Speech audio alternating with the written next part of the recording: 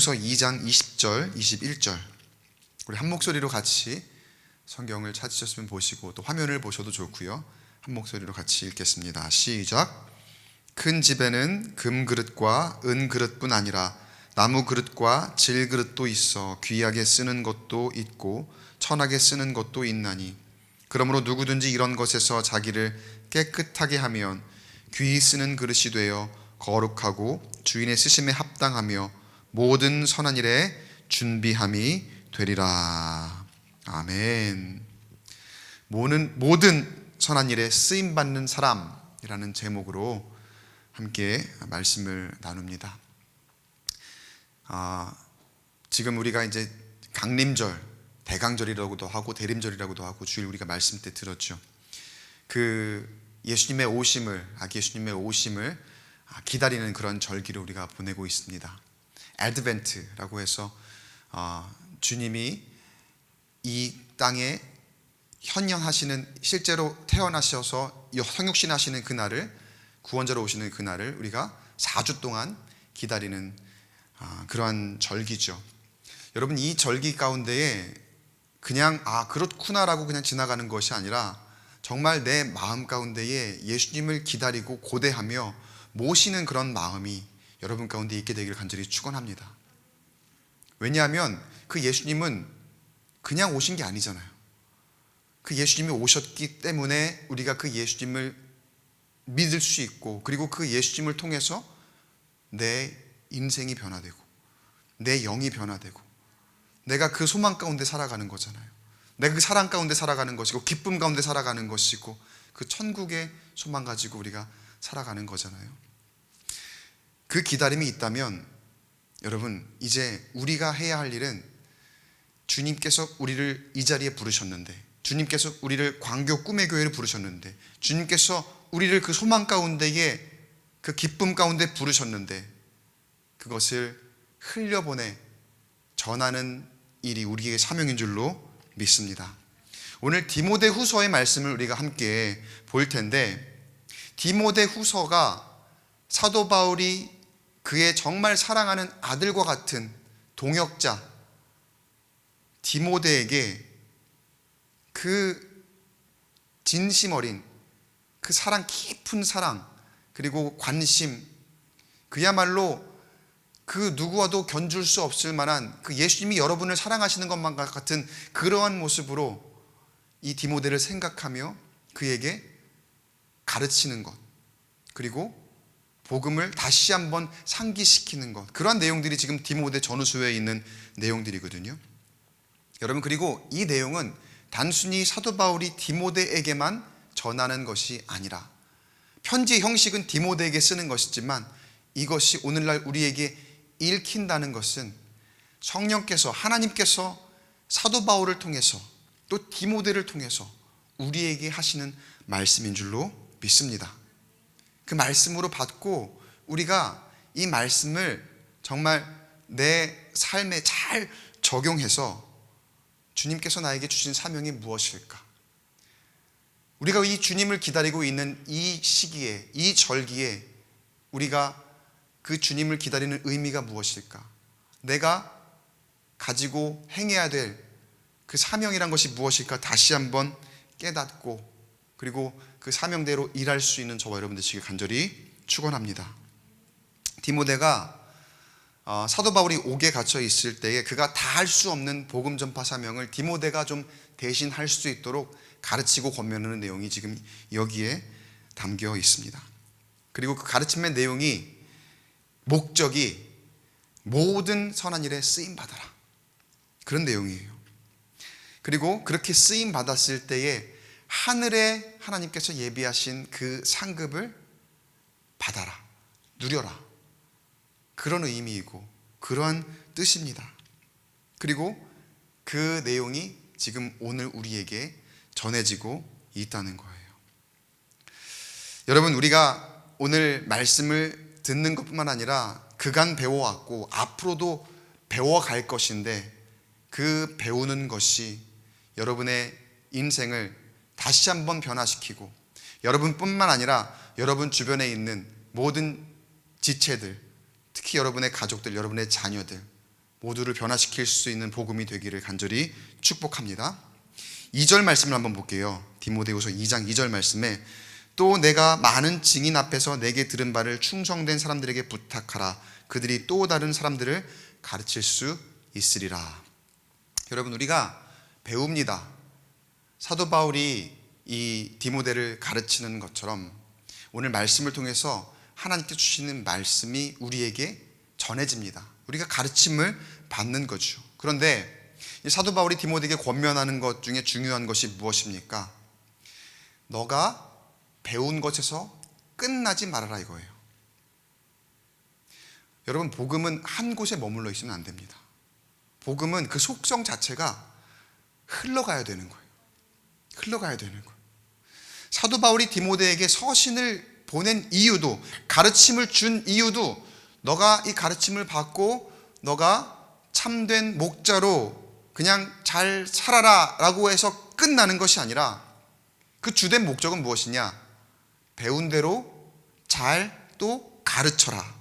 그래서 그들이 또 다른 사람을 가르칠 수 있으리라. 방금 우리가 읽은 말씀이 그렇게 하잖아요.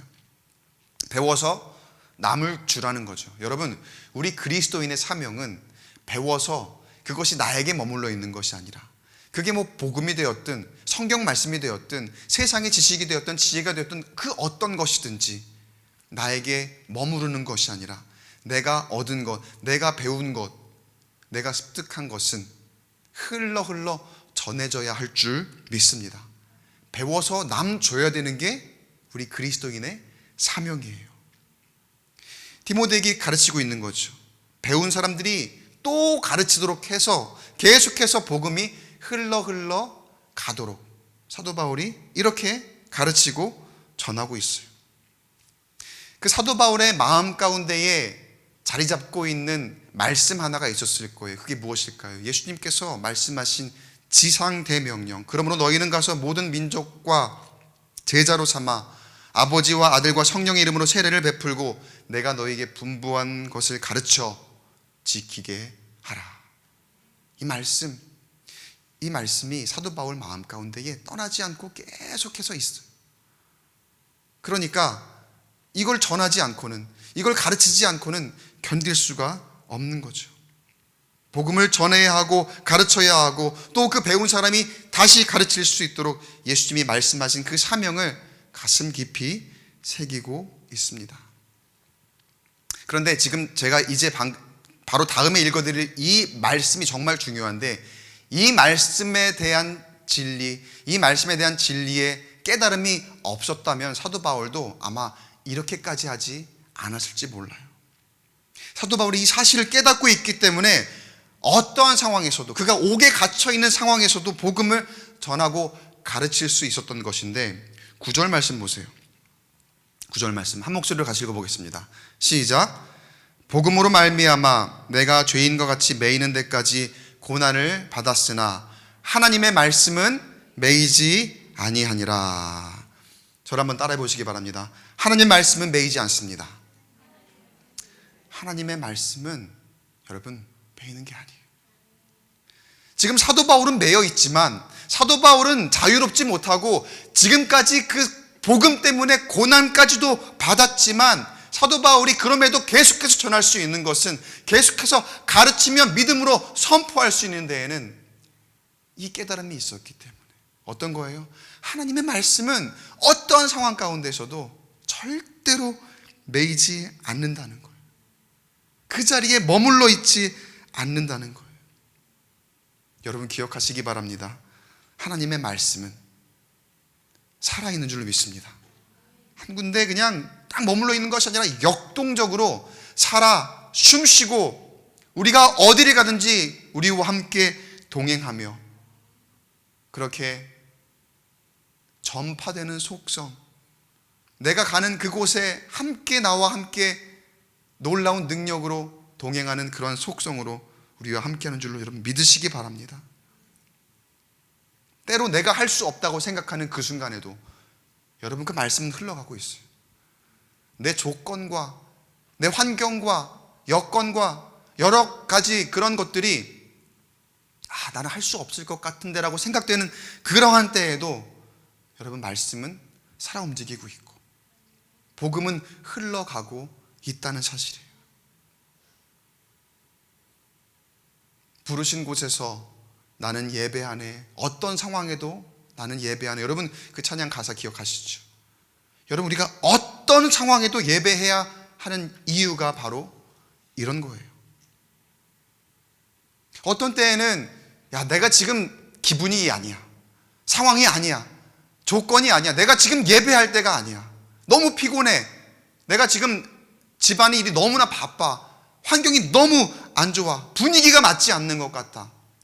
여러 가지 이유로 여러분 우리를 예배하지 않을 이유를 찾을 수 있을지 몰라요.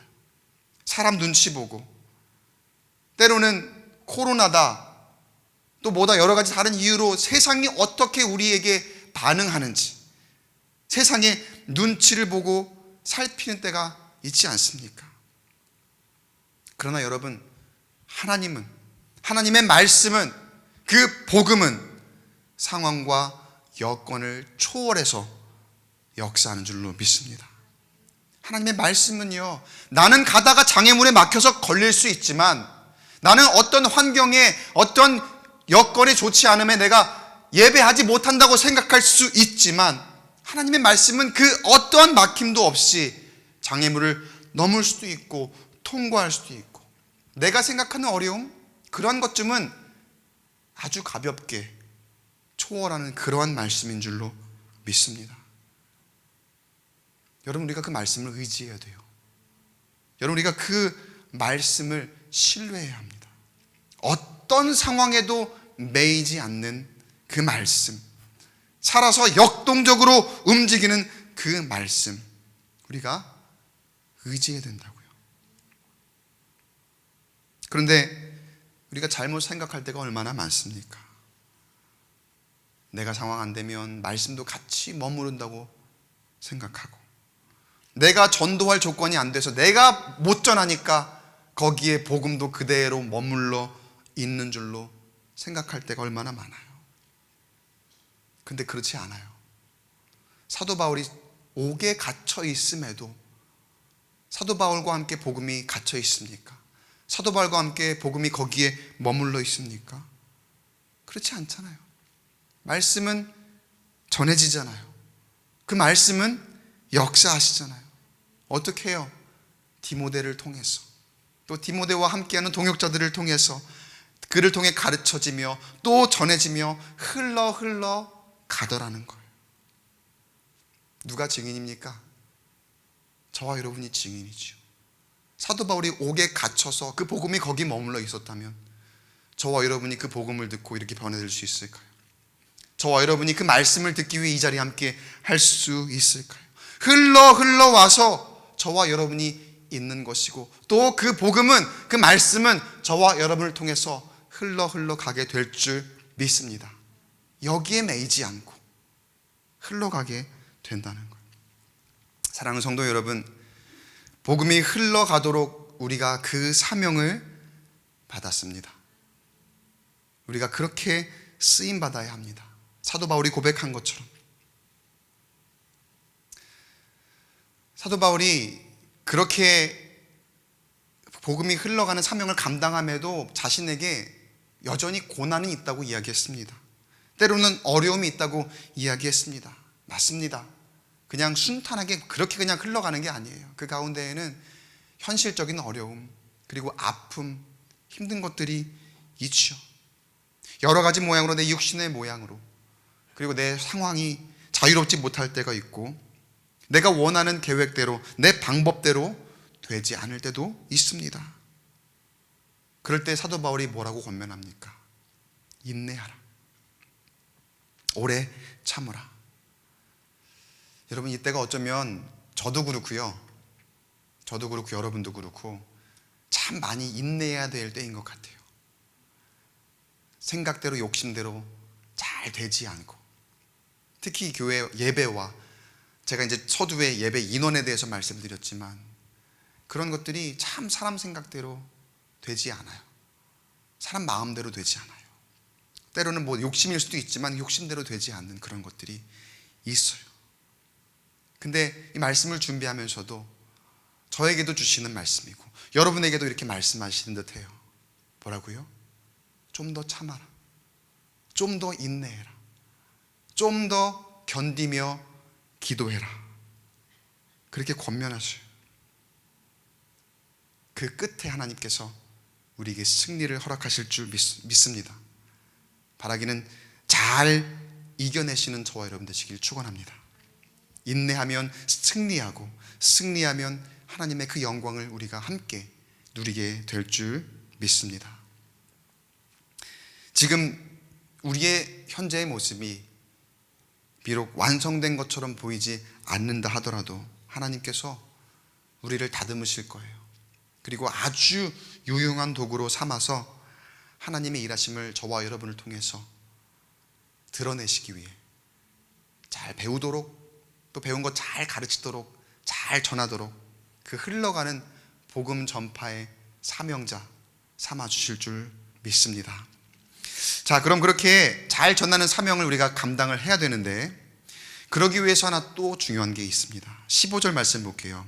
15절을 보면 사도 바울이 디모데에게 이렇게 권면합니다. 너는 진리의 말씀을 옳게 분별하여 부끄러울 것이 없는 일꾼으로 인정된 자로 자신을 하나님 앞에 드리기를 힘쓰라.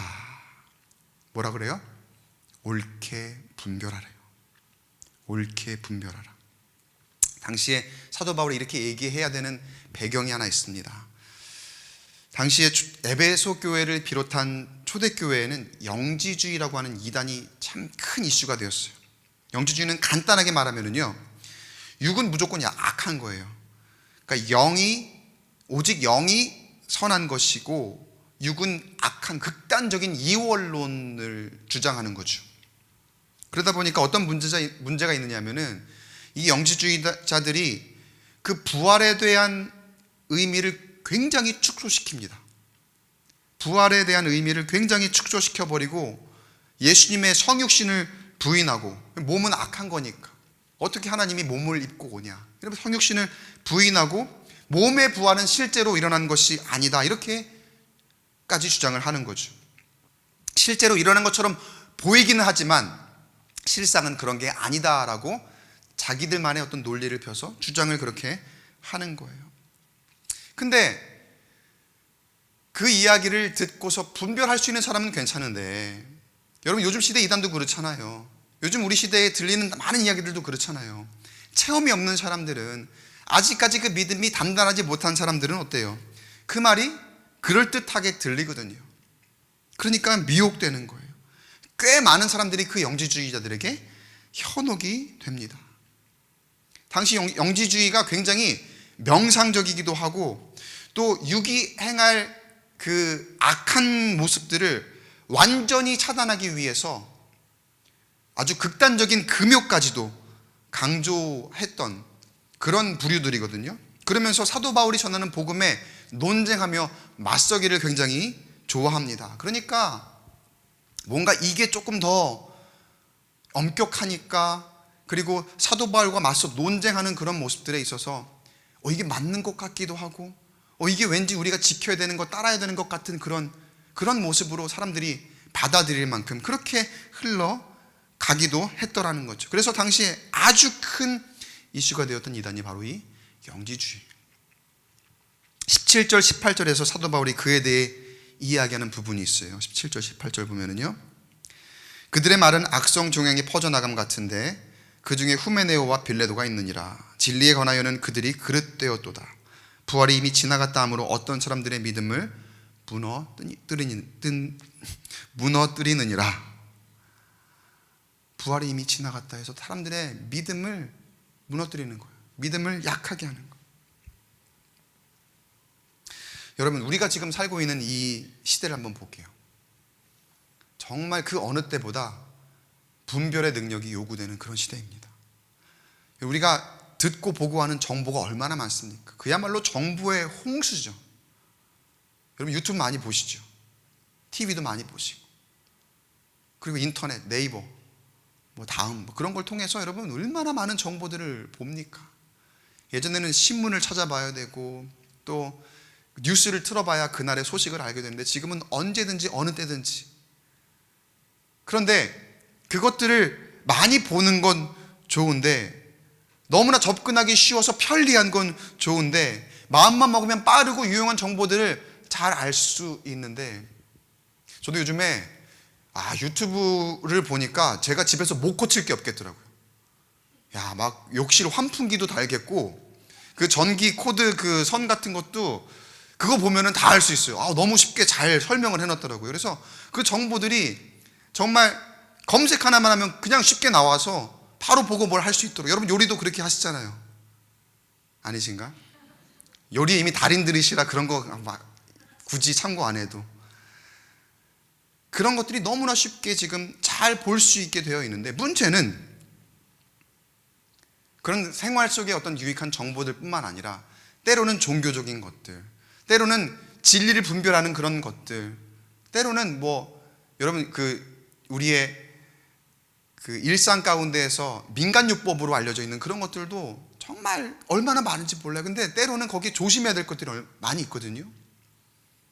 유용한 것 같은데 저렇게 하면 되나라고 현혹될 만한 것들이 더 많더라는 거예요. 어떤 한 기관의 조사를 보니까 인터넷이나 SNS, 유튜브를 포함해서요, 그것들을 통해 우리가 접하게 되는 정보 중에 적어도 반 이상은 가짜일 확률이 높대요. 놀랍지 않습니까, 여러분? 그렇게 생각 안 해보셨죠? 반 이상이 가짜일 수 있다는 거예요. 반 이상. 그만큼 우리가 보고 듣는 게 많은데 그것들의 상당수는 진실이 아니라는 거죠. 우리가 고지고대로 믿을 만한 일들이 아니라는 거예요. 그러면서 가만 세상의 문화를, 특히 유튜브를 중심으로 한번 이렇게 찬찬히 살펴보니까 정말 수단과 방법을 가리지 않습니다. 소위 속된 말로 어그로 끈다고 하거든요. 그래서 구독, 조회수를 늘리기 위해서는 수단 방법을 가리지 않고 막 그냥 아무 말이나 하는 거예요. 그리고 그 앞에 무슨 영상, 사진 이런 것들도 굉장히 눈에 확 띄게, 때로는 폭력적으로, 때로는 선정적으로, 그러니까 인기만 얻으면 다라고 생각하는 거예요. 그리고 그것으로 절대적인 목적은 뭡니까? 궁극적인 목적은 뭡니까? 돈이죠, 돈. 돈을 많이 벌 수만 있다면 뭐든지 하는 그러한 시대이다 보니까 이 사람들이 이거를 듣고 어떤 영향을 받게 될지, 우리 아이들이 이것을 보고 듣고 어떤 영향을 받게 될지 거기에는 아무런 관심이 없는 게 바로 지금 세대의 문화예요. 전혀 검증되지 않은 사실들이, 전혀 검증되지 않은 그런 컨텐츠들이 인터넷, 모바일을 통해서 무분별하게 전해지고 있고, 카톡, 문자, 페이스북, 유튜브 같은 SNS를 통해서 가짜뉴스, 거짓 정보가 넘쳐납니다. 그래서 검증해야 된다, 검증된 언론, 검증된 기관, 그런 이야기를 많이 하죠. 그것들을 통해서 우리가 정보를 얻는 게 중요하다. 그리고 그게 참 중요한 시대가 되어버렸습니다. 제가 왜 이런 이야기를 하느냐, 여러분, 우리 영성도 마찬가지예요. 우리 영성도 분별의 영성이 필요합니다. 아까 초대교회 이야기를 했는데, 영지주의 이야기를 했는데, 초대교회뿐만 아니라 지금 이 시대에도 표면적인 이단뿐만 아니라 우리가 듣고서 고지고대로 믿어서는 안 될 만한 그런 정보와 그런 이야기들이 얼마나 많은지 몰라요. 그런데 참 때로 답답한 것은 사람들이 그렇게 거짓 정보를 막 난무하는데, 거짓 정보를 막 뿌리는데, 가짜 신앙인데, 거짓 가르침인데 꽤 쉽게 빠져들더라는 거예요. 그러니까 저희 목사들의 입장에서는, 목자들의 입장에서는요, 너무나 허탈해요. 너무나 황당해요. 너무나 어이가 없어요. 꽤 열심히 했던 분이고, 그리고 그러지 않을 만한 사람인데 어떻게 저렇게 쉽게 저런 말을 믿을 수가 있지? 저런 것에 현혹될 수가 있지? 근데 여러분, 그럴 수 있는 게 왜 그런 줄 아세요? 여러분, 우리가 목마를 때 딱 그 갈증 채워주면은 여러분 그 물이 제일 맛있잖아요. 뭐 삼다수니 백산수니 에비앙이니 뭐 그런 거 필요 없이 제일 맛있는 물은 무슨 물이에요? 내가 목마를 때 마시는 그 물. 그 물 한 모금이 얼마나 맛있습니까? 제일 맛있잖아요. 여러분, 내가 하필이면은 갈급할 때에 왜 내가 인터넷에서 그런 정보를 보는지, 내가 왜 하필이면은 어떤 상처가 있을 때에 왜 인터넷에서 그게 거짓 정보임이 분명한데도 그 말에 내가 위로를 받는지. 그러니까 그때 그 갈증을 딱 채워주면은 그게 진짜인 것 같은 착각이 들거든요. 여러분, 누구에게나 이런 일이 있을 수 있습니다. 누구에게나. 특히 이 시대에 우리가 분별하지 못할 만한 그러한 정보들이 그렇게 많을 때에는, 특히 이 시대에는 우리가 그럴 수 있어요. 특히 여러분, 우리가 신앙적으로 신앙생활 하는데 영적으로 갈급할 때 그때가 더 우리가 잘 분별하도록 하나님께 기도해야 하고 맡겨야 할 때인 줄 믿습니다. 악한 영은요, 이렇게 헷갈리게 합니다. 헷갈리게. 이게 맞는 건가 아닌 건가, 아닌 게 맞는 것 같게 헷갈리게 만들어요. 그럴듯하게 진리를 왜곡하고 또 우리 그리스도인들을 유혹해서 참된 것을, 그리고 진리를 의심하게 만드는 거예요. 그러면서 다툼을 일으키죠. 싸움을 일으키고 분열을 조장하고. 어떤 교리적인 그런 부분뿐만 아니라 여러분, 교회 안팎으로도 여러 가지 우리가 소리 소문들을 들을 때가 있죠. 그런데 그러한 소리 소문들이 때로는 사실이 아니거나 원래의 내용과 다르게 조금 왜곡되어 분별 없이 전달될 때가 얼마나 많은지 몰라요. 어떤 성도가 무슨 이야기를 했다. 근데 그 이야기 들리면은 그거 아닌데, 얼마나 답답한지 몰라요. 얼마나 안타까운지 몰라요.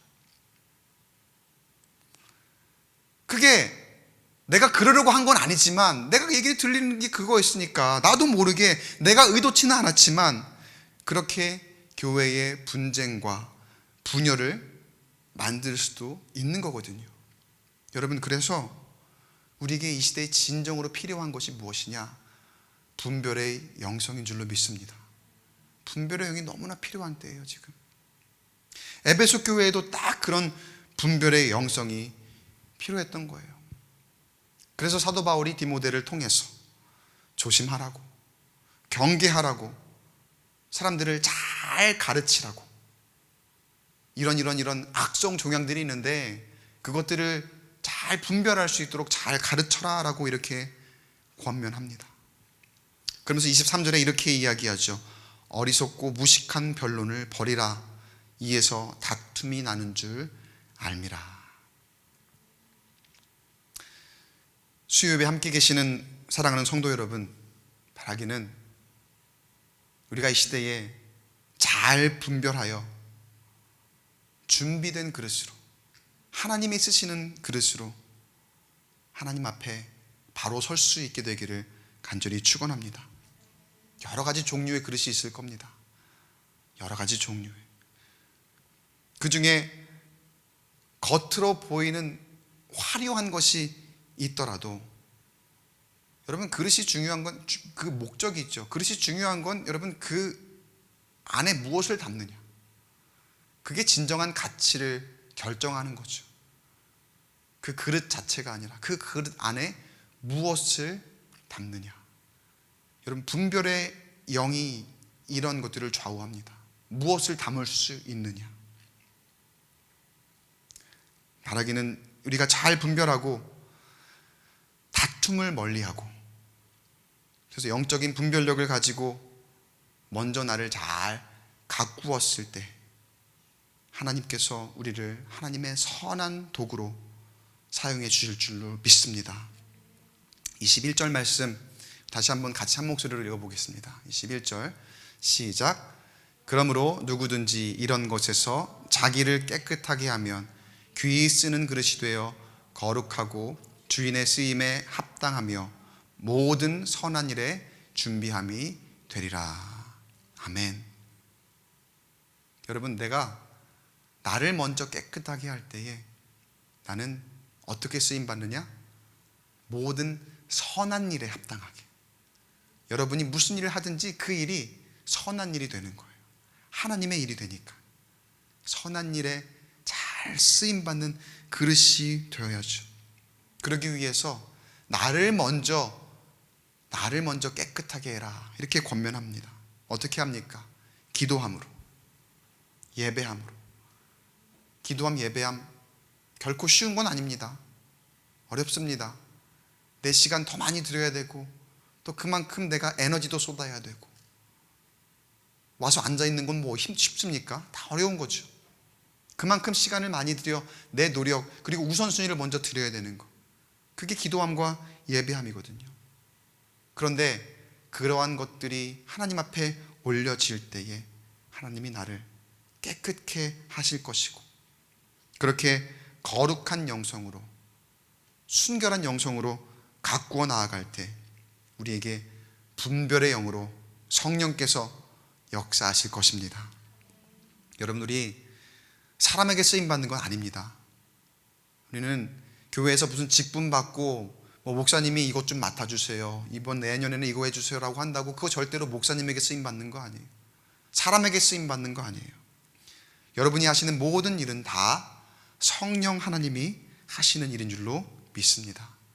바라기는 그 성령 하나님이 하시는 일에 여러분이 귀히 쓰임받는 그릇으로 잘 준비되어서 오늘 우리가 이 받았던 사도 바울의 가르침을 잘 받아들고, 또 그 가르침이 다른 가르침으로 전해질 수 있도록, 그렇게 그리스도의 선한 영향력이 흘러 가도록, 여기에 매여 있지 않고 흘러 갈 수 있도록 그 통로, 그 연결고리가 되어줄 수 있는, 그렇게 하늘의 예비한 상급을 받아 누릴 수 있는 저와 여러분 되시기를 주님의 이름으로 간절히 축원합니다.